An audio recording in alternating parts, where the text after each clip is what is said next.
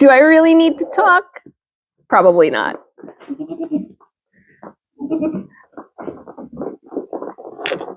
I could probably ASMR this entire video.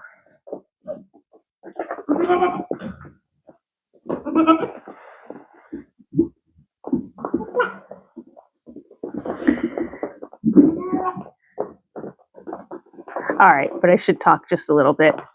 If you're new here, welcome. So happy you found us. Go ahead and hit the subscribe button. I'm really trying to get to 1,000 subscribers before the end of baby goat season. Sorry about the baby goat, but sometimes they just don't understand that they're on camera. Smile, you're on camera. 1,000 subscriber watermark. The reason I'm pushing for that, guys, is because that tips us over the edge for YouTube to think about potentially giving us a little bit of a kickback from the ads it forces you to watch. So that is what's happening. Subscribing doesn't cost you any money, and it doesn't get you on any mailing lists. It doesn't let me know who you are. It's just a way of telling YouTube that you like our channel, you want to see more of it, and it should show other people more of it. What are you doing, guys? So if you are here and haven't subscribed already, hit subscribe. If you are subscribed, thank you so much. I'm so proud to have you as a part of our community. And, oh, hi, buddy. What you doing? And if you are subscribed and want to continue to help, all you have to do is hit the little thumbs up, that like button. And that's another way to tell YouTube to share our videos a little bit further out to people who haven't found us yet. Why is that important?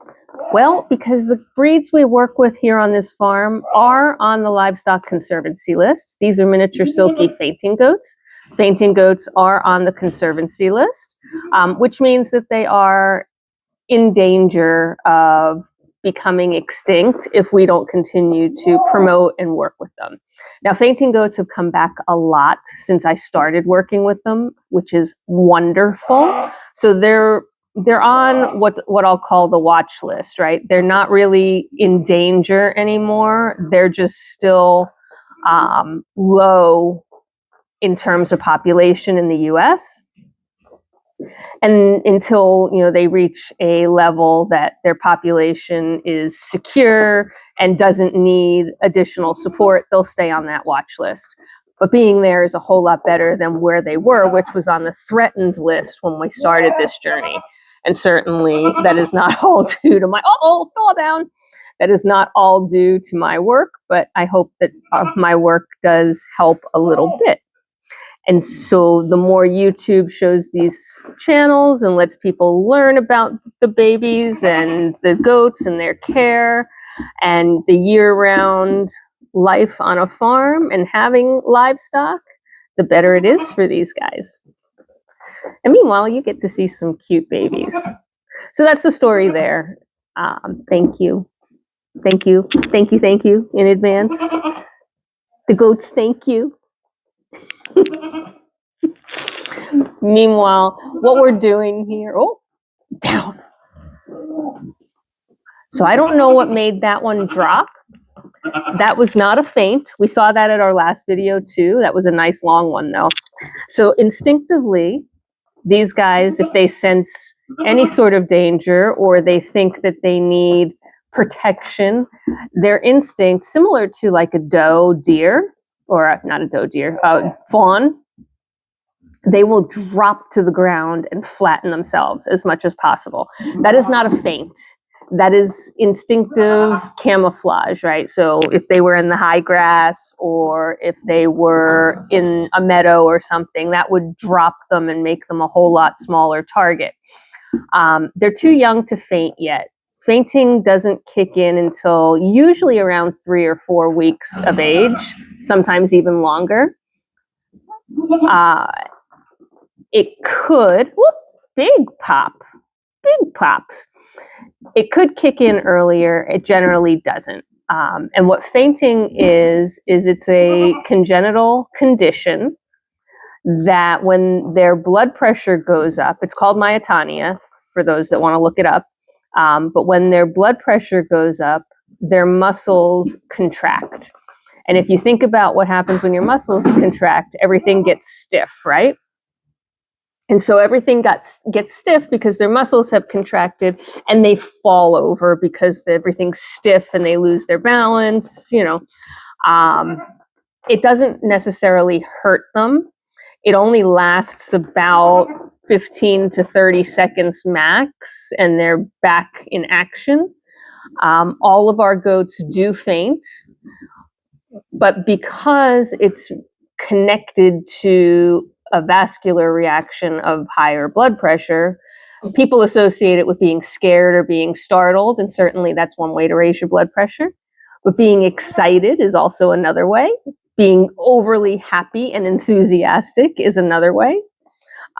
So I don't necessarily think that the fainting gene is a bad gene, and I look to retain that heritage characteristic. What I don't do is breed for heavy fainting. I don't want a goat who's constantly falling over. That's not quality of life. You want a goat that carries the fainting characteristic, that faints from time to time, that, withholds the heritage criteria of being a fainting goat without necessarily impacting their quality of life. And because it's associated with the rise in blood pressure, fainting goat babies will fall over with everything. Whoop, and they'll just fall, period. But they will faint with every new experience almost, right? When the leaves blow, when the wind blows, when the lawnmower comes by, when a plane goes overhead.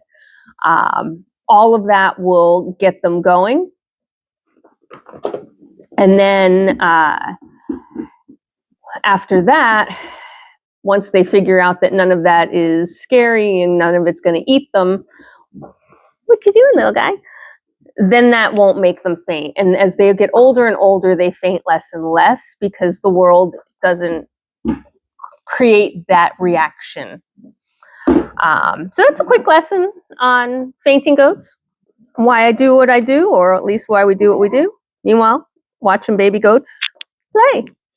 So I hope everybody is doing well. I hope you enjoyed our time with our little popcorn nuggets.